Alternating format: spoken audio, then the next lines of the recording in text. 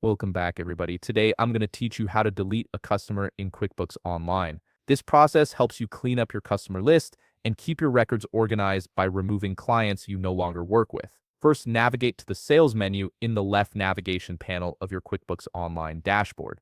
This is where all your customer management tools live, and it's the central hub for tracking your sales activity and client relationships.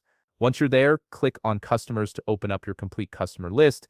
This will display all the active customers currently in your system. Now that you have your customer list open, you'll need to locate the specific customer you want to remove. You can either use the search box at the top to quickly find them by typing their name, or if you prefer, simply scroll through the list manually. Once you've found the right customer, click directly on their name.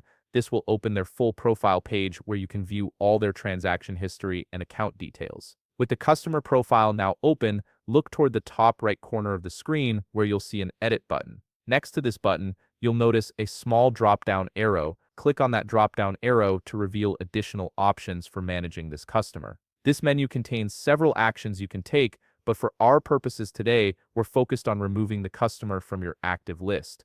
From the drop-down menu that appears, select Make Inactive. QuickBooks Online doesn't actually delete customers permanently because doing so could affect your financial records and reporting. Instead, making a customer inactive removes them from your active customer list while preserving all their historical transaction data. This ensures your books remain accurate and you can still access past records if needed. After you click Make Inactive, QuickBooks will display a confirmation prompt asking you to verify this action. Simply click Yes, Make Inactive to confirm. Once you do this, the customer will immediately be removed from your active customer list and will no longer appear in drop-down menus when you're creating invoices or other sales transactions. However, all their past invoices, payments, and transaction history will remain intact in your records. And that's it. You've successfully removed the customer from your active QuickBooks Online account while maintaining the integrity of your financial data. If you found this video helpful, please leave a like, subscribe, and see you in the next video.